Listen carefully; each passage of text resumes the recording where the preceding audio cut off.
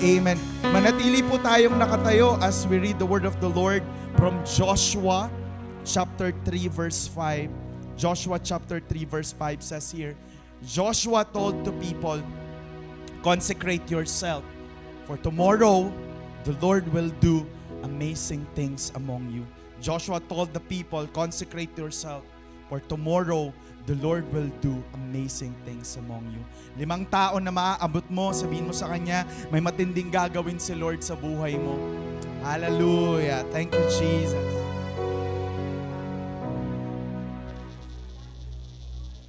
Amen, amen, amen. Praise the Lord. Again, welcome to our third week of our series entitled Season. Sabihin mo nga sa katabi mo, season mo na to. Amen. Hindi dahil season yung apelido mo, pero season mo na to. Amen. So pinag-uusapan natin throughout the month is about season na may 3 bagay na kailangan tayong tandaan. Whether we like it or not, may aalis, may lilipas, may mawawala, may darating. But the thing is, una, lagi nating tandaan, habang kinikilala daw natin ng Diyos. Sino dito nakikilala niya ng lubos si Lord? Amen. Tap mo nga yung katabi mo, nakikilala mo ba siya ng lubos? Amen? Sino dito nakikilala mo naman si Lord ng pinakalubos? Wala. Amen? So lahat tayo kinikilala natin si Lord. Amen? At dahil lahat tayo kinikilala natin si Lord, listen to me, may mga bagay sa buhay natin na habang kinikilala natin si Lord, meron din tayo dapat iniiwan. Tingnan mo nga yung katabi mo, naranasan niya na bang maiwan? Or iwanan? Diba? So sinasabi sa atin, kasi nung hindi pa natin kilala si Lord, may mga bagay sa buhay natin na what? May mga bagay sa buhay natin na dapat wala na sa atin pero meron pa rin sa atin. And that's the reason why, nung nakilala natin si Lord, ito yung mga dapat nating iniiwan. And those things are what we call, alam nating mali. Amen? So, ibig sabihin, kung may mga bagay na alam tayong mali, kapatid, hindi na pinag-iisipan yan, hindi na kung ano pang hinihintay, iniiwanan yan. Because ang tawag daw sa tao, kapag alam mo ng mali, ginagawa mo pa, the Bible says, it was called foolishness. Why? Because you know it's wrong. Alam mo ng mali to, alam mo ng hindi dapat to ginagawa, pero patuloy mo pa rin ginagawa. Kaya ang sinasabi sa atin, for us to have a better season, tandaan nating mabuti, lagi tayong dapat may iniiwanan. At yung mga iniiwanan natin na yon, those things na alam nating mali, sapagkat pagpatuloy nating ginagawa, kahit alam mo ng mali, that's what we call foolishness. Alright? Siyempre, hindi tayo natatapos doon. So when we say dapat may iniiwanan, meron din naman tayong pinapanatiling buhay. Tap mo nga yung katabi mo, hawakan mo, malamig ba yan? Okay? O baka hindi na yan buhay. Alright? So, sinasabi sa atin, may mga dapat iniiwanan tayo. Kapag may iniwanan tayong masama, dapat humaharap tayo sa mabuti. Lagi nating tandaan, pag may tinalikuran tayong kasalanan, dapat kay Lord tayo humaharap. Alright? At mayroon tayong mga pinapanatiling buhay. Because, meron tayong iniiwanan, kaya may pinapanatiling buhay. At ano yung mga pinapanatili nating buhay? Unang-una sa lahat, yung relasyon natin sa Diyos. Amen? Panatilihin mong buhay yon. Paano, kapatid? Pag sinabi nating pananatilihin nating buhay, hindi na tayo dapat pinipilit mag-church. Are you still here? Because we want to keep our relationship with God na buhay. Kaya kung gusto nating mapangalagaan yung ating yung ating relationship sa Panginoon, kapatid, dapat hindi na tayo pinipilit mag-church. Dapat hindi na tayo ini-encourage magbasa ng Bible because it's natural for us na gusto nating manatiling buhay ang relationship natin sa Diyos. Natural na sa yung bumasa ng Biblia at manalangin. Amen? Hindi na yun pinipilit. And we need to go with it. Amen? Dapat alam natin to. Dapat ipagpatuloy natin to. Because that's the only way para mampanatili nating buhay yung relationship natin sa Panginoon. But take note about this. Hindi pwedeng hanggang dun lang tayo. Sabi naman daw ni pastor, pag yung relationship ko kay Lord, nag-church ako, nagpe-pray ako, nagde-devotion, okay na yun. Pwede yun, pero hindi pwedeng mananatili tayo doon. Because ang mangyayari, kapag minintain lang natin yun, it will end up na magiging stagnant tayo. When we say stagnant, nakakita na po ba kayo ng isang sisidlan? Nakakita na po ba kayo ng isang bote na may tubig? Tapos hindi nilagdagan, hindi binawasan, nandun lang. So when you open the bottle, pag inamoy mo yon, ang baho. So kapag nanatili ka lang sa ganong senaryo, pwede nating sabihin, nag-remain lang ako, nagstay ako. Hindi, ang tawag doon, stagnant. Kaya ang sinasabi sa atin, dapat you lead.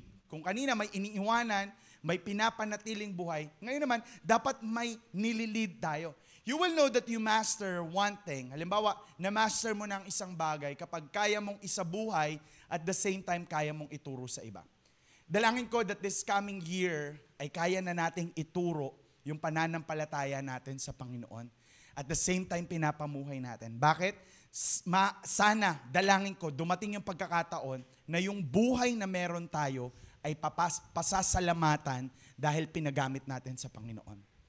Amen? At mangyayari lang yon kapag na-master natin to. Na lahat ng ginagawa ng Diyos sa atin, pinapamuhay natin sa isip, sa salita at sa gawa. And then, after that, mamumuhay tayo ayon sa gusto ng Panginoon sa buhay natin. Are you still here? Are you still here? Yung binasa po natin kanina is from Joshua chapter 3 verse 5. Ang sabi ni Joshua told to the people, consecrate yourself for tomorrow the Lord will do amazing things among you. Contextually speaking, pag pinag-usapan po natin ang book of Joshua, nahahati po ito sa tatlong section. The first one is chapter 1 to chapter 5. It's about preparing, or it's all about preparing. So si Lord, dinidevelop niya yung mga Israelites sa chapter 1 to chapter 5. And chapter 6 to chapter 12 is conquering. Or this time, they understand that this is God's strategy. Pagkatapos po nun, in chapter 13 sa section 3, chapter 13 verse 24 is dividing the land na na-conquer na nila, grasping God's good purpose. So pag napansin natin ngayong araw po na to, pag-uusapan po natin is all about chapter 3 and chapter 4. Alright? At dahil pag-uusapan po natin chapter 3 and chapter 4, it's all about preparing, paghahanda. So si Lord, hinanda niya yung mga tao bago pumasok ng promised land. At yun yung pag-uusapan natin ngayon. Kaya naman, join me in our message tonight entitled Transition. Amen? Sabihin mo nga sa katabi mo, transition. Lagay nga po natin dyan sa ating comment section, transition. So ibig sabihin, merong transition na nagaganap. Kung gagamitin natin sa salita na meron tayo, merong tinatawag na pagtawid. Whether we like it or not, tatawid tayo. May magbabago. And you know what? Change is one of the most fear things that human being encounter. Maraming tao daw ay takot magbago at takot sa pagbabago. Parang ganito, uy, nagbago ka, ang bait mo ngayon ha. Anong kailangan mo? Joke yun. Baka seryoso naman natin. Di ba? May mga ganung bagay. Yet, it is impossible to move from where we are to where we are going without transition. Mahirap lumipat, mahirap tumawid sa kung saan ka dadali ng Diyos kapag wala kang maayos na transition. Hindi natin pwedeng i-deny that there is a season ng buhay, whether you like it or not, darating ito, asahan mo man o hindi, kailangan natin mag-transition. Like for example, sa bansa natin sa Pilipinas, dalawa lang naman yung season natin eh. Tag-ulan sa tag-araw. Tama? Kapag nasa tag-araw tayo, ang suot natin mga maninipis, mga sando, mga ganyan. Hindi pwedeng nasa tag-araw pa yung damit mo, pero yung season tag-ulan na. Hindi ka pwedeng maiwan doon. Hindi rin naman pwedeng ang damit mo ay pang rainy season, tapos summer na. You know what will happen? Pwede ka magkasakit or pwedeng pagtawanan ka ng tao. Imagine mo, may nakita ka ba na summer, pero naka-jacket, saka naka-medyas, at saka meron pang Korean type dito. At sabi niya, ano ngayon sa'yo kung ganito damit ko? Di ba? Hindi. You will laugh at to that person. Sabi, ang init-init na ganyan. At hindi ka rin naman pwedeng makakita ng tao na, rainy season, pero naka-summer outfit siya. Walang ganun. So, ibig sabihin, hindi tayo pwedeng magpaiwan sa mga season na pagbabago ng buhay at ng panahon natin. You know what? Transition can make you or can break you. Pwede ka nitong buuin, pero pwede ka rin nitong sirain. Kaya nga, pag-usapan natin ngayon, paano tayo magkakaroon ng maayos na transition? Paano tayo makakatawid mula sa luma papunta sa bago? Mula sa kung saan tayo at sa kung saan pagdadala ng Panginoon sa buhay natin. Alright, today, pag-usapan natin to ng mabuti. At least 3 bagay ang gusto kong ibahagi sa atin for us to have a better transition in life. Are you ready? Tapikin mo ngayon katabi mo, sabi mo, handa ka na bang tumawid? Amen? Sige, tapikin mo uli. Baka hindi niya pa narinig. Sabihin mo, handa ka na bang tumawid? Alright. So, para daw makatawid tayo ng maayos, paano tayo makakatawid mula sa luma patungo sa bago? Number 1, kinakailangan ng tinatawag na consecration. Sabi mo nga, consecration. Lagay nga po natin dyan sa ating comment section, consecration. Ang sabi ng Joshua chapter 3 verse 5, Joshua told to the people, consecrate yourself, for tomorrow the Lord will do amazing things among you. The word consecrate is from the Hebrew word kadash, na ang ibig sabihin nito ay set apart for a specific use. When we say consecrate is sanctify, prepared, dedicated, or be holy, separated, removed from common use, and shows oneself to be holy, to set apart a person or things from all common or secular purposes to use for God's only. Pag sinabi pala nating consecrate, nagpapalinis, nagpapaayos para kay Lord lamang at wala nang iba. So when we say consecrate, kailangan marunong tayong maglinis, marunong tayong magpaayos, marunong tayong magpasiyasat sa Panginoon. Mahirap magkaroon ng transition kung walang paglilinis. Are you still here? So ang sinasabi sa atin, when Joshua said, consecrate yourself, is about linisan ng puso, ayusan ng buhay. Kasi ang hirap mag-transis kung gusto mong tumawid pero wala kang paglilinis na gagawin. Kapatid, kailangan daw naliligo. Amen. Parang yung katabi, si pastor, ngayon lang ako di naligo, nasabi pa. Kidding aside. Ang sinasabi sa atin, tinuturo ng Panginoon na for us to have transition, a better transition, kailangan nagpapalinis tayo, nagpapaayos tayo. Are you still with me? You know what? Ang tinuturo ng Panginoon ng panahon na to, this people is actually the new generation. Yung lumabas from Egypt, nung dumating sila sa Red Sea to the wilderness, nung panahon na to, ang natira na lang si Joshua at si Caleb. All their batchmate ay actually namatay na in the wilderness. Tanong mo sa akin, bakit? Tigas ng ulo. Tapikin mo nga yung katabi mo. Sabi mo, hindi ikaw yun. Alright? You know why? Because they are so stubborn. Ang dami nilang complain, ang dami nilang murmur, ang dami nilang reklamo kay Moses. And because of that, lahat sila namatay. Kapatid, nakakamatay ang pagkakaroon ng matigas na ulo. Are you still here?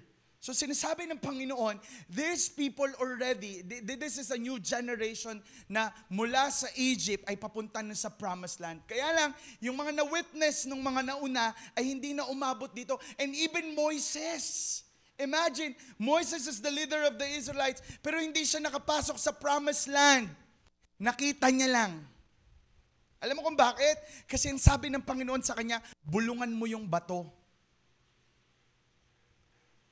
At sa sobrang, siguro, di niya nakinaya yung kulit nitong mga Israel, sa sobrang tigas ng ulo ng mga Israelita, sinipa o hinampas niya yung bato, doon lumabas yung tubig. And because of that, sabi ko nga, while reading this, Lord, yun lang,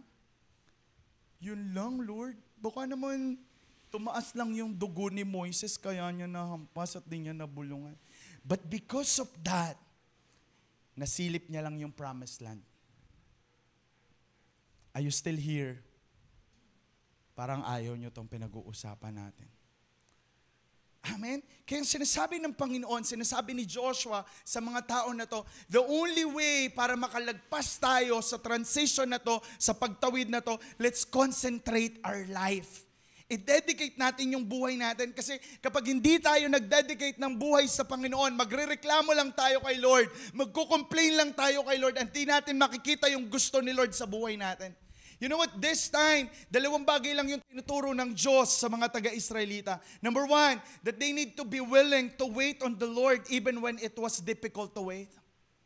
Na tinuturuan sila ng Panginoon, matuto silang maghintay kahit ang hirap maghintay.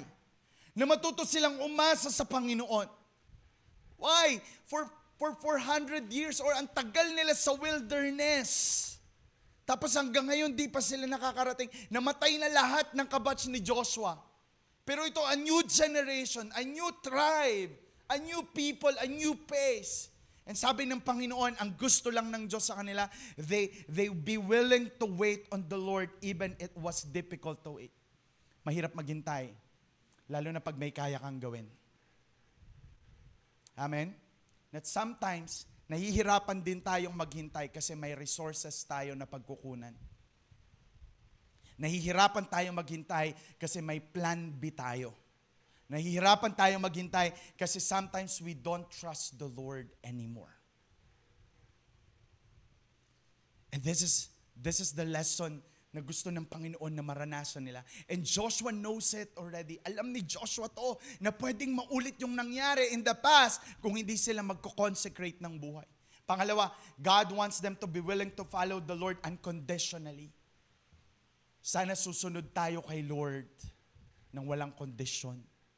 O kahit ano pang maranasan natin, pilitin nating sumunod sa Panginoon. You know what happened?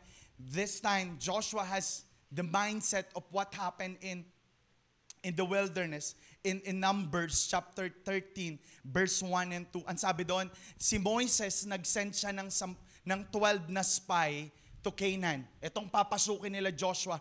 Ngayon, pagpasok ni Joshua at ni Caleb doon, saka the 10 spy, bumalik sila kay Moises. This is the command of the Lord. And then pagbalik nila sa Panginoon, itong 10, ang sabi nila, maganda yung lugar. Maganda yung lugar, maayos yung lugar. It was good. It's like a land flowing with milk and honey. Ganda ng lugar, maayos yung lugar. At meron silang dalang ebidensya. But the thing is, these people, the 10 people, the 10 spy na pinadala ni Moises, ang sabi nila, kaya lang, maganda yung lugar, kaya lang malalakas yung mga tao doon, mga higante yung mga tao doon. Hindi tayo pwede doon, dito na lang tayo. Are you still here? That these people, ang gusto ng Panginoon, dun sila. But because they are afraid, they will choose to stay wherever they are. Dito na lang tayo. Di natin kaya yon. But here's come Caleb and Joshua, try to quiet people. Sabi, tahimik. We can explore the land. We can conquer the land. And you know what happened? Because of Joshua and Caleb, pwede silang, nagalit yung buong tao, nagalit yung community sa kanila. Kasi the community thought na ipapahamak sila ni Joshua at ni Caleb. And because of that, nagalit ang Panginoon. Tandaan mo itong mabuti. Pag may pinapagawa sa iyo si Lord, sumunod ka kay Lord. Nakakatakot man, mahirap man, sunod ka kay Lord. Kasi si Lord nag-utos nito.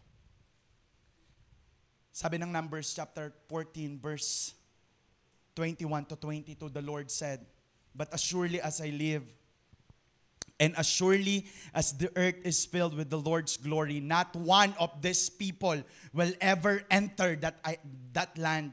They have all seen my glorious presence, the miraculous signs I perform, both in Egypt and in wilderness. But again and again, they have tested me by refusing to listen to my voice." When God said, go to that place, when God wants you to be there, follow the voice of God. Kasi tandaan nating mabuti, ang pagtitiwala mo sa Diyos ang magiging dahilan ng pagpapatuloy mo para sa Panginoon. But without consecration, when we don't consecrate ourselves, mahirapan tayong maghintay sa plano ni Lord. Lord, ba't ang tagal? Lord, bakit ako susunod?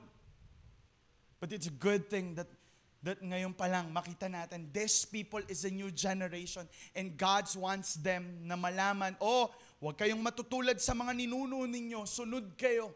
And that's the reason why Joshua said, consecrate yourself, dedicate yourself to God, be pure for God, because that's the only way para makasunod tayo ng maayos sa Diyos. Kung hindi mo ibibigay ang buhay mo sa Panginoon, hindi ka susunod sa Diyos.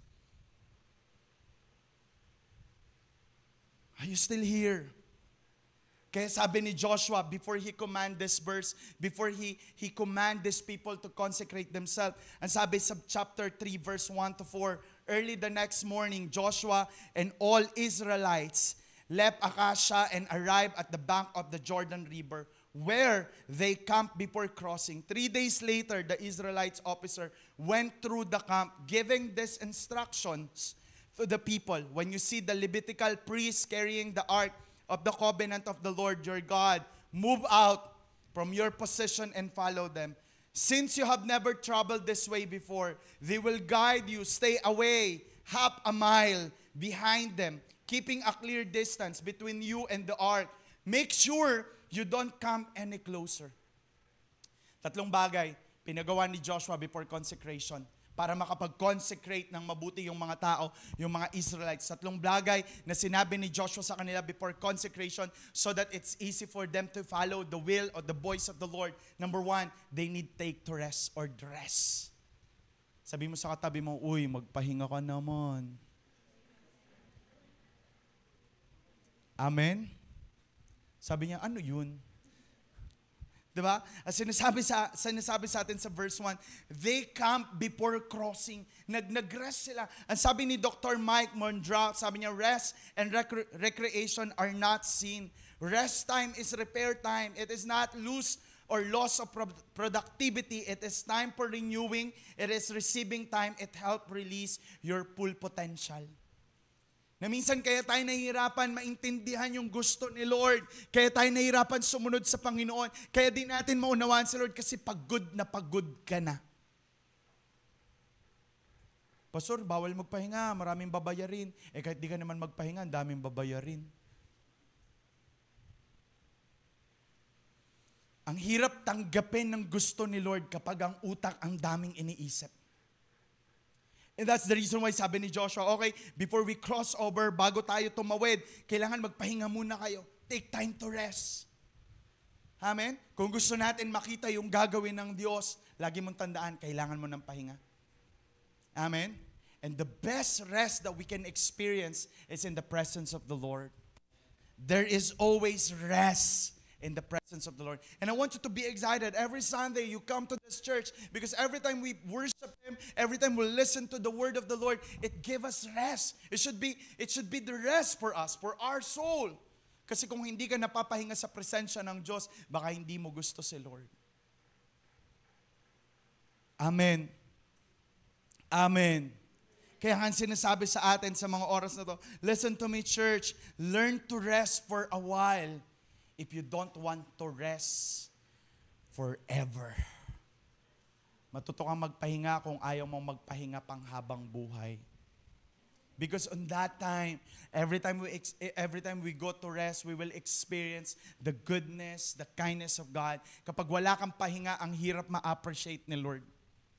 Pero if there is always, pag merong rest, dun mo makikita, dun mo mararanasan yung kayang gawin ni Lord sa buhay mo. Are you still here? Amen? So number 1, sabi ni Joshua, okay, before we cross over, kailangan mag-rest muna tayo. Pangalawa, sabi ni Joshua, sabi niya dito, after 3 days, the officer went throughout the camp. Number 2, before consecration, kailangan we recognize the authority. Are you still here? Ang sabi, dapat nare-recognize mo daw yung authority ni Lord over you. Are you still here? Kasi if you recognize the authority ni Lord over you, alam mo din sa sarili mo na may ilalagay si Lord para mag-lead sa'yo. Listen to me. Pwede nating sabihin, mamaya pag-usapan natin mabuti, pwede nating sabihin, pwede ko nang i-lead yung sarili ko. Kaya ka nga hindi leader because God wants you to follow. Are you still here? And we need to recognize, kasi nung panahon na to, ang dami nila. Kapag hindi nila na-recognize kung sino yung authority over them, kaya nila makinig kung kani-kanino, kaya nila magsabi ng kung ano-ano. But when they listen, when they recognize the authority over them, they will know what to do. Number 3, they need to respect the instruction. They cannot respect the instruction without recognizing the authority that God put in their life. Sabi Sabi ni Joshua in Joshua chapter 3 verse 33, this is the instruction giving orders to people. When you see the Ark of the Covenant of the Lord your God and the Levitical priests carrying it, you are to move out from your position and follow it. Pag nakita nyo nang gumalaw yung Ark of the Covenant, umalis na kayo sa lugar nyo, sundan nyo siya. Kaya lang, take note of this. Then you will know which way to go since you never been this way. Sumunod lang kayo kasi hindi pa kayo pumunta dito. Pag nanguna kayo, pwede kayong maligaw. Pwede kayong mapahamak. And take note, but keep a distance about 2,000 cubic between you and the ark. Don't go near. Bakit? Kasi you need to respect the instruction, respect the authority na binibigay ng Diyos. Amen? Kasi tingnan natin to ng mabuti. Mahirap igalang ang isang instruction kapag hindi mo nare-recognize yung authority na meron sa buhay mo. Na kahit anong sabi, gawin mo to, gawin. Mas magaling pa ako sa iyo. Are you still with me? Are you still here? Kaya nga ang sinasabi sa atin, mahihirapan tayong makatawid. Mahihirapan tayong magkaroon ng transition kung hindi tayo marunong makinig.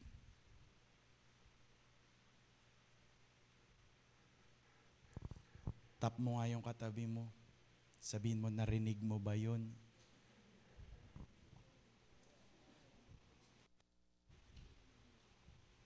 Amen? Mahirap yung gagawin na to. Mahirap to. Mahirap to.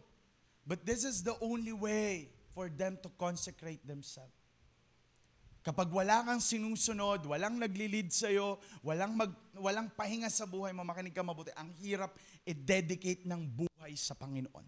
Kasi kung kaya nating mag-isa lang, sana noon pa. Sana noon pa. Amen? Sana noon pa. But because God knows everything about us, so He provide people to guide us, to lead us. Are you still here? Lagi nating tandaan, para makatawid tayo ng maayos. Number 1, kailangan may consecration.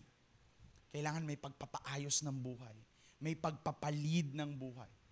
Kaya nga, sabi natin dun sa song, Lord, siyasatin mo yung puso ko.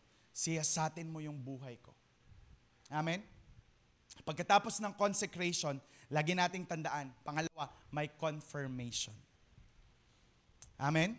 Sabi mo nga, confirmation. Lagay nga po natin dyan sa ating comment section, confirmation.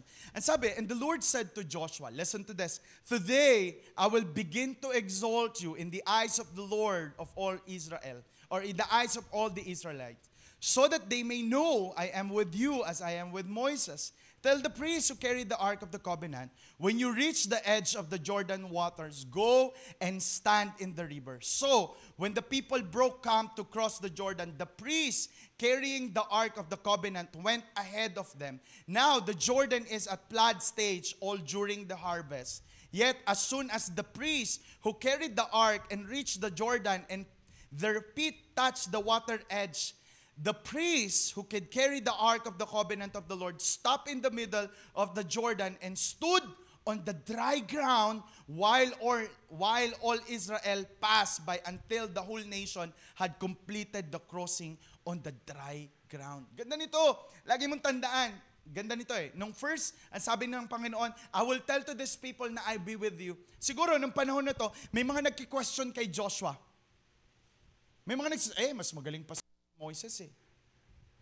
Are you still here? Pero sabi ng Panginoon, I will let these people see that I am with you. There is always confirmation. Iko-confirm lagi sa iyo ng Panginoon after consecration. Kapag gusto ni Lord na makatawid ka, imposibleng walang confirmation. Laging may confirmation. Pero kung walang consecration, mahirap makita ang confirmation. Amen? Tandaan natin itong mabuti. May confirmation sa Lord. Pastor, paano ko malalaman na may confirmation sa Lord? Paano ko masasabing this is the confirmation of the Lord? Are you ready? Number 1, may problem.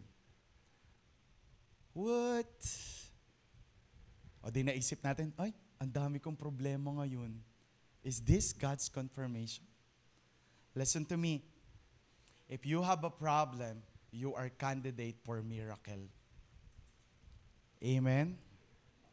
Amen. So pag may problema ka, may milagrong kasunod ito.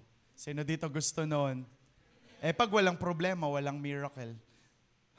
Kasi pag binasa natin yung Bible, lahat ng miracle ni Lord sa Bible nagsimula sa problem. Are you still here? So, what's the problem of these Israelites? Lord, how do I know that I have confirmation? How do I know that this is your confirmation? In Joshua chapter 3 verse 15, the Jordan is at flood stage of during the harvest. Hindi lang siya basta punong ilog, umaagos pa. And imagine, that river was 1 mile wide. And there were 2 million people had to cross over. Ganun sa kalaki, ganun sa kaluwang. Tapos halos 2 million sila. Paano sila tatawid doon? Tandaan mo lagi, pag may pinapagawa si Lord, may confirmation. How do you know that may confirmation si Lord? May problemang darating. Amen? Sino dito gusto niya ng miracle? Kailangan mo muna mamroblema. Kasi kung wala kang problema, walang milagrong mangyayari. So kapag may problema ka, praise God. Parang ayaw nyo yon. Okay lang, Lord, walang miracle, basta walang problem. Hindi, meron. Tingnan natin itong mabuti. Sabi ng Lord, ganito, almost 2 million sila, tapos yung river was overflowing, tapos patatawirin sila ni Lord. Paano kami tatawid? Paano kami tatawid, Panginoon? Listen to me. The first generation, they experienced kung paano kinat ni Lord yung Red Sea. Pero lahat na nakakita nun, namatay na. Bakit? Tigas ng ulo. Pero these people, okay, this is the confirmation. I will show you again what I've showed to them. Anong nangyari? Wala naman silang ginawa eh. Lumakad lang. Ang problema pala, nilalakaran lang. Amen? The moment they touch the edge of the water, nahati yung river. Are you still here? Kapag may problema, may miracle na gagawin si Lord. Amen. Amen. Parang ayaw nyo yun. Siyempre, lagi nating tandaan, I always believe in good problem. Ay, may mabuting problema. Yung parang, we have, parang, na ano kami di ko na alam kung saan lalagay yung ang problema ko, di ko na saan lalagay kung saan ko lalagay pera ko. That's a good problem, right? Ayaw nyo yun. That's a good problem.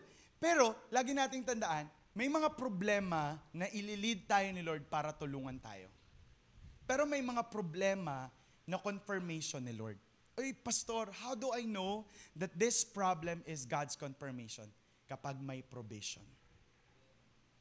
Amen?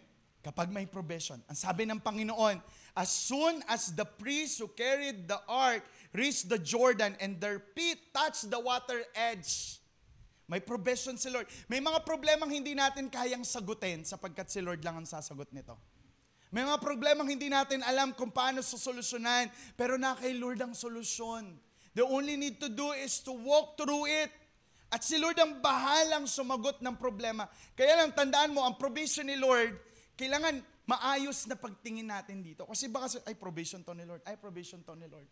Kasi minsan natitake for granted natin, ay, good problem to, provision ni Lord to, may problema at may provision sa Panginoon. How do you know that it's God's provision? Number one, dapat may clear vision.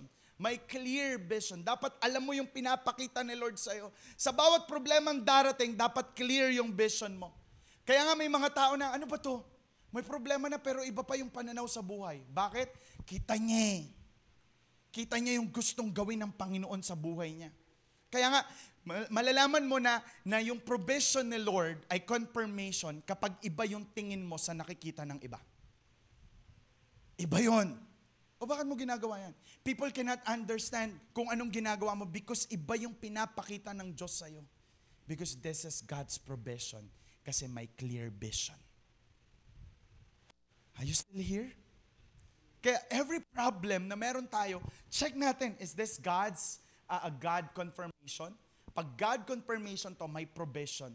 At ang provision, malalaman natin kapag clear yung vision. Alam mo yung problemado ka, pero sigurado ka sa ending nito. Have you experienced that? Have you experienced that? Amen? Amen. So sigurado ka, pinakita na ni Lord to, pinapakita na ni Lord to sa'yo. At dahil pinapakita na ni Lord to sa'yo, alam mo kung anong gagawin mo. May action. Ang mahirap kasi sa atin, ang daming tao hindi nagtagumpay kasi ayaw gumalaw. Hello? Hello? Ang daming gustong gawin ng Lord kaso ayaw gumalaw. And you will know it as God's provision when there is a vision and it will lead you to make a clear action. Gawin ko to. And people will question you, bakit mo to ginagawa? Parang hindi mo naman tama yan. You are aware of it na si Lord yung nagbibigay sa'yo ng peace para gawin yung bagay na yun. People will never understand your action. Pero you know it's God's provision because it's the Lord who gave you a clear action para gawin ang isang bagay. But at the same time, there is what we call the restriction. Hindi pwedeng pag pinagawa ni Lord sa'yo, gagawin mo na lahat, ganito. Hindi, pinapagawa to sa akin ni Lord. I will do everything, do sa Lord to. Careful of that. There is always restriction. Kahit na pinapagawa sa'yo ni Lord yan, may mga bagay na hindi pwede dyan. Hindi pwede to. Wag dyan. Wag ito. You know what? Restriction eliminates unnecessary action. Kasi minsan, pinapagawa to sa'yo ni Lord, kaso iba yung ginagawa mo, akala mo it will give or bring you to dun sa papagawa ng Panginoon or ending ni Lord. Kaya tandaan natin, may bawal talaga. Oy, bawal yan. Oy, bawal dito. Bawal to. Hindi para bawalan ka, kundi para ingatan ka. Kasi pag ginawa mo yan, maliligaw ka, mamamali ka. So everything is permissible, sabi ng Bible. Pwede mo gawin lahat, but not everything is beneficial. Kapag ginawa ko ba to? Okay to, pwede ko tong gawin. Kaso ang tanong, walang nagbabawal sa'yo. Walang bawal, lahat pwede mong gawin. Pero the question is, anong matutulong nito sa akin? Anong maitutulong nito sa akin pag ginawa ko to? Amen? Kaya lagi nating tandaan, kapag gusto natin magkaroon ng maayos na transition, number 1, consecrate yourself. Number 2, kailangan natin ng confirmation. And sabi ni Joshua, you will see amazing things na gagawin ng Panginoon. Let's jump to chapter 4. Anong nangyari? Nakatawid na sila. Amen? Nakatawid na sila. Tandaan mo tong mabuti. Sayang ang consecration at confirmation kung walang concentration. Pwede pala yun. Pwede palang dinedicate mo yung buhay mo kay Lord. Pwede palang may confirmation si Lord. Kaso nung nakatawid ka na, nakalimutan mo si Lord. Pwede pala yun. Pwede palang you are guided by the Lord along the way nang makatawid ka. Pero pagkatawid mo, nawala ka kay Lord. Nawala si Lord. Kaya ang galing ng solusyon ng Panginoon eh. Ang galing ng solusyon ng Panginoon. In Joshua chapter 4, verse 6 to 7, sabi ni Lord, we will use this stone to build a memorial. In the future, your children will ask you, what do these stones mean? Then you will tell them, they remind us that the Jordan River stopped flowing when the ark of the Lord's covenant went across. This stone will stand as a memorial among the people of Israel forever. Kaya pala may pinagawang memorial si Lord. Kaya pala may pinabuild na memorial si Lord. Number 1, to testify the goodness of the Lord. Ang sabi ng verse 23 to 24, for the Lord your God dry up the Jordan before you until had crossed over. The Lord your God did to Jordan what he had done to the Red Sea when he dried it up, because as until we had crossed over, he did this so that all the people, this is the testimony, so all the people on the earth might know that the hand of the Lord is powerful, and so you might always fear the Lord your God. Kailangan may testimony. Lagi natin tandaan, lahat tayo naranasan natin sa Lord. Amen. At sa lahat ng naranasan natin sa Panginoon, dapat nagbigay yun sa atin ng what? Para igalang ang Diyos.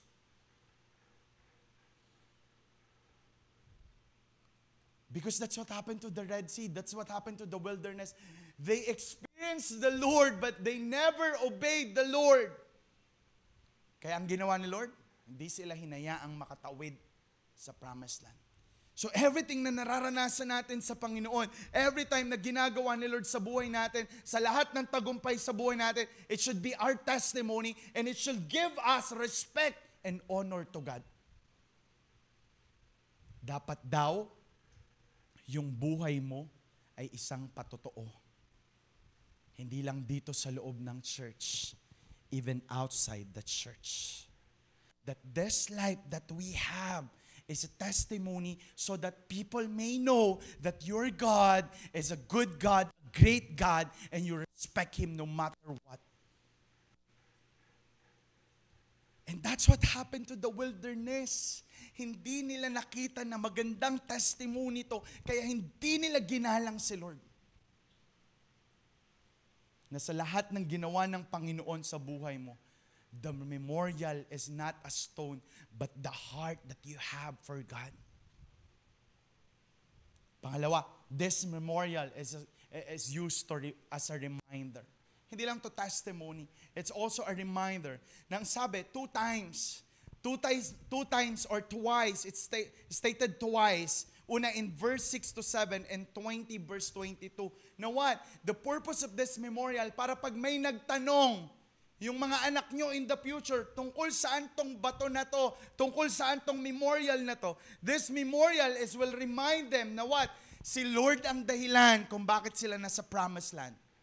But you know what, the biblical speaking, where we say the purpose of biblical remembering is to remind us that God who acted back then is the same God who acted now.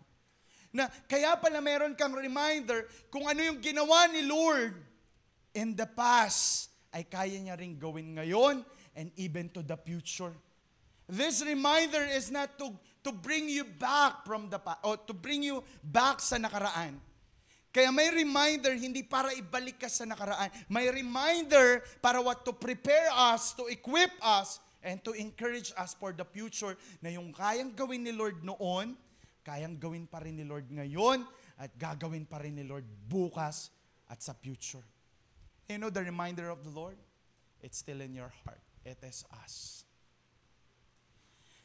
Na dapat daw, nakikita sa buhay natin, napapaalala ng buhay natin na may kayang gawin ng Diyos noon, ngayon, at magpakailanman. Kaya sabi ni David in Psalms 103 verse 1 to 5, praise the Lord, O my soul, all my inmost being.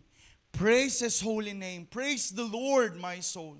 And forget not all His benefits, who forgives all your sins and heal all your diseases, who redeems your life from the pit and crowns you with love and compassion, who satisfy your desire with good things so that your youth is renewed like the eagles. Nang sinasabi sa atin ng Panginoon, teka lang, David says, teka lang, kalimutan mo na lahat. Kalimutan mo na lahat. Huwag lang yung ginawa ni Lord sa buhay mo. Because that's your testimony. That's your reminder that our God is a good God. Amen. Kaya kung gusto nating magtagumpay sa buhay na meron tayo, let's prepare our heart to concentrate our life to Jesus. Pwede yun. Pagdating ng mga Israelites doon, pwede silang magulat. Wow, ang ganda naman dito, ang ganda naman dito. But God is reminding them, teka lang. The reason why you are here is because of the Lord. Not because of the land, not because of the people, not because of anyone. It's because of the Lord. Na kapag inalis mo pala yung concentration, yung focus mo kay Lord, magsisimula ng lumayo ka kay Lord. And this is the challenge for us today. Pwedeng nakatawid ka na, pero sa pagtawid mo, nakalimutan mo si Lord. Or pwede ding patawid ka pa lang. At ang sinasabi sa atin, kapag nakatawid ka na, consecrate your life. dapat kay Lord ka lang. Kasi pwede kang maagaw. Pwede kang madala. Because of the view, because of the people around you. Sabi nung passage natin, that place is like a land with flowing milk and honey. Ibig sabihin, ganda doon. Maayos doon. Pag inaral natin to, from Egypt, ang kinakain lang nila sibuyas. Tapos pagdating sa wilderness, mana. Pag tinignan natin yung Hebrew word na mana, if I'm not mistaken, ang ibig sabihin nun, nothing. Wala silang choice. So when they reach promised land, they can eat everything that they want. They can eat chicken. They can eat beef. They can eat this kind of vegetable. They can eat that. They can eat that. They can eat this and eat this and eat that. So they're so excited for that. But when kapag daw nawala yung concentration nila sa Panginoon, maaagaw na ng mga ginagawa nila yung dapat bigay lang ni Lord. Amen? Listen to me, church. The season of this year is close to end. Konti na lang. Matatapos na tong taon na to. And I know, we have a lot of perspective, new perspective, excited sa gagawin ng Panginoon. Excited tayo sa pagdadalan sa atin nila. But again, we will always miss the opportunity if we will not consecrate ourselves before God. Kapatid, mahihirapan tayo lahat tumawid kapag hindi natin ibibigay ang buhay natin sa Diyos. At hindi natin makikita, makatawid man tayo, makatawid ka man, pumasok man yung mga bagong opportunity sa buhay mo, makatawid ka man, makapunta ka man doon, pwede mo pa rin maiwan sa Lord. Because you will never be concentrated for God if you cannot consecrate yourself for Him at first. Are you still here? And again, mamimiss lang natin yung panibagong season na ibibigay ni Lord kung hindi tayo magko-consecrate at hindi natin makikita yung confirmation at hindi tayo magiging concentrated or concentrate sa Panginoon. Kaya naman ngayong gabi, this is a challenge for us. I think tonight is not just a typical Sunday, but this is a day, a night of consecration that we will dedicate our life to the Lord. We don't know what will happen in the next year. We don't know what will happen in the future. Or we don't know what will happen tomorrow. But one thing is for sure. If we will consecrate ourselves before God, God will give us a confirmation and it will lead us para magkaroon ng maayos na transition. Magbabago ang buhay, magbabago ang lahat. May mga hindi tayo maiintindihan, may mga di tayo mauunawaan. But one thing is for sure, as you consecrate yourself before the Lord, He will take care of you no matter what will happen. No matter disaster, no matter problem will come in us, the Lord can take care of us. Amen? Amen. Hindi ko alam kung paano tayo kinakausap ng Panginoon. But one thing for sure, the Lord is impressing something sa puso natin. Alam ko, may sinasabi si Lord, may pangungusap si Lord sa buhay natin. Pwede po ba sa mga oras na to, can we just close our eyes to the Lord? Come on. The Spirit of the Lord is in this place. Hallelujah. Right now, I think it's time to consecrate our life before God. Hindi ko alam kung anong naghihintay sa atin bukas. Hindi ko rin alam kung anong dadalhin sa atin ng bukas. But one thing is for sure, as you consecrate yourself before the Lord today, tomorrow, the Lord will do amazing things among you, among us. Pag binigay natin yung buhay natin, hinayaan natin, we dedicate our life to God. Kapatid, you will witness kung paano gumalaw ang Diyos sa buhay natin bukas. And today, I will give you time to talk to the Lord. I will give you time to meditate on the word of the Lord. And as you meditate on the word of the Lord tonight, I want you to respond and allow the Lord, allow Him, allow the Holy Spirit to move in us, to speak to us, to embrace us, to prepare us, to comfort us, to strengthen us. And at the same time, allow the Spirit to search us, your heart, your life. Come on, church. The Lord is here. Suriin mo ang buhay ko, ninanais ko ang iyong kalooban. Suriin mo ang puso ko, suriin mo ang buhay ko, ninanais ko'y ikaw. Come on, church. The Lord is here. Suriin mo ang puso ko, suriin mo ang buhay ko,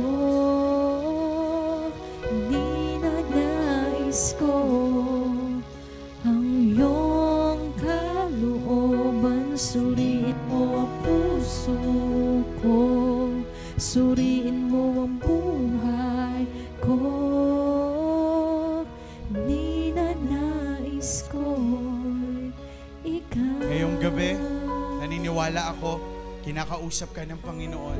Ngayong gabi, allow the Spirit to search the heart. Allow the Lord to search our life. Allow the Spirit to speak to us. Kapatid, may magandang gagawin si Lord when you allow Him. When you allow Him. So right now, allow the Lord. Allow Him, allow Him, allow Him. Right now, pwede ba sa mga oras na to, kausapin mo ang Panginoon. Allow the Spirit to lead you. Suriin mo ang puso ko, suriin mo ang buhay ko,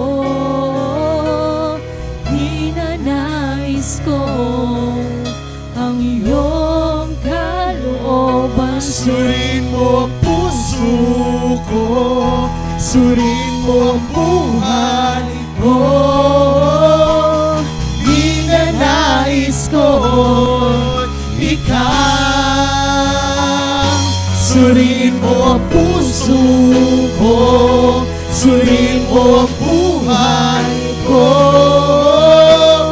ninanais ko ang iyong kalooban. Suriin mo ang puso ko, suriin mo ang buhay ko, ninanais ko ikaw. Suriin mo ang puso ko, suriin mo ang buhay ko, ninanais ko ang iyong kalooban. Suriin mo ang puso ko, suriin mo ang buhay ko, ninanais ko ikaw. Why not today? We will come to the presence of the Lord. I invite you to kneel down before the presence of the Lord. The Lord is leading us today. Pwede ba sa mga oras na to, can we just kneel down into the presence of the Lord? Pwede ka bang lumuhod? Pwede ka bang lumuhod? And allow the Lord, allow the Lord, allow the Lord, allow God to search your life, to search your heart. It's a sign of humility. It's a sign of humbleness. It is the Lord who is in this place. It is the Lord who is searching the heart. It is the Lord who is searching our heart. Kaya sa mga oras na to, hayaan natin ang Panginoon. Hayaan natin ang Diyos. Hayaan mo ang Panginoon na kausapin ka. I-deal ni Lord sa'yo. That we need to consecrate our heart, our life. It is the Lord alone.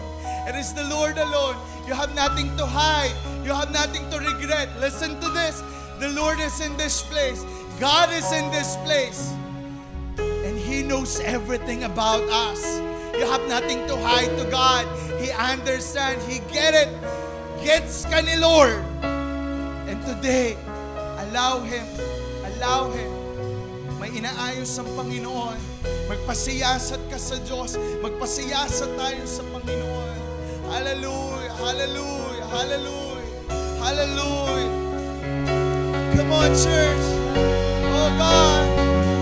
Suriin mo ang puso ko, suriin mo ang buhay ko. Ninanais ko ang iyong kalooban. Suriin mo ang puso ko, suriin mo ang buhay ko. Ninanais ko ikaw. Suriin mo ang puso ko, suriin mo ang buhay ko. Ninanais ko ang iyong kalooban. Suriin mo ang puso ko, suriin mo ang buhay ko. Ninanais ko ikaw. Suriin mo ang puso ko, suriin mo ang buhay ko. Ninanais ko ang iyong kalooban. Suriin mo ang puso ko, suriin mo ang buhay ko. Ninanais ko ikaw. Pwede ba sa mga oras na to, can you just raise your hands? Come on.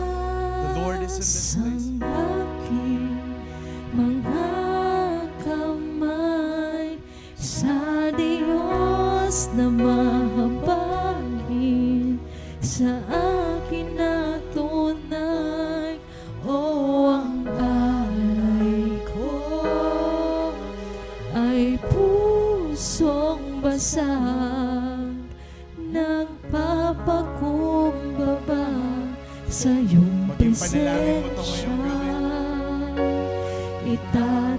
Itataas ang aking mga kamay sa Diyos na mahabagin, sa atin na tunay, ang alay ko ay pusong basag, nagpapakumbaba sa iyong presensya. Pwede ba this time, aming mga boses lang natin, sabihin mo sa Panginoon.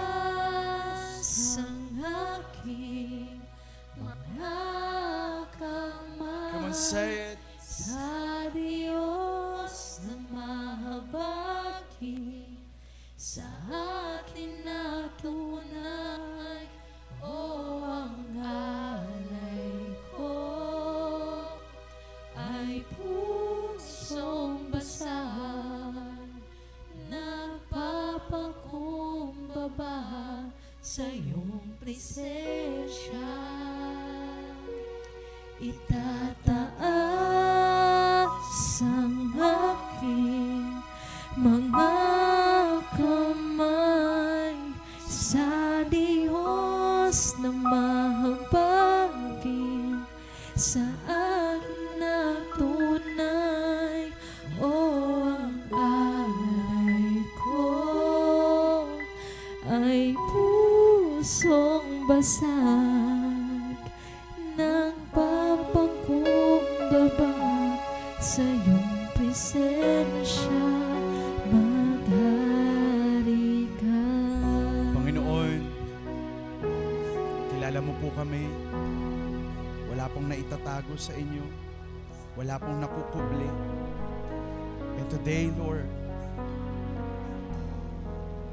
una sa lahat, kung may mga pagkakataon na nakalimutan ka namin, kung may mga pagkakataon na di kami nagtiwala, Lord, patawarin niyo po kami. And today, Lord, binibigay po namin sa inyo lahat. Buhay namin, Ano man ang meron sa amin, ang aming bukas, ang aming hinaharap, O Diyos. Pinagkakatiwala po namin sa inyo, O Diyos. Tulungan mo kami, samahan mo kami. May mga pagkakataon, O Diyos, na di po kami malakas, pero Ikaw yung kalakasan namin, Panginoon. Ikaw yung dahilan bakit kami nagpapatuloy. Ikaw yung dahilan kung anong meron sa amin, Panginoon. Lord, salamat po. Salamat sa pag-ibig mo. Salamat sa pagmamahal mo. At salamat po sa gagawin niyo. Lord, meron sa amin mga nakatawid na. Tulungan mo kami, Panginoon, na mag-focus lang sa iyo, maging concentrate sa iyo, Panginoon. And at the same time, meron sa amin, Lord, nag-consecrate na. Let your confirmation, Lord God, happen. Makita namin, maunawaan namin. At yung iba sa amin, Panginoon, tatawid pa lang. Help us to consecrate our life, Lord God. Na ibigay namin sa iyo ng buo, ialay namin sa iyo ng buo. And Lord, salamat po. Salamat sa pag-ibig mo na di nagbabago, di nagkukulang, patuloy na umaayos, patuloy na nananatili, patuloy na nagmamahal at naggagabay sa buhay namin. Lord, salamat po sa araw na to, sa oras na to. Lord, sa iyo po lahat ng papuri, ng pasasalamat sa pangalan ni Jesus. Everybody will say, Amen and Amen. Sige, palakpakan natin ang Panginoon.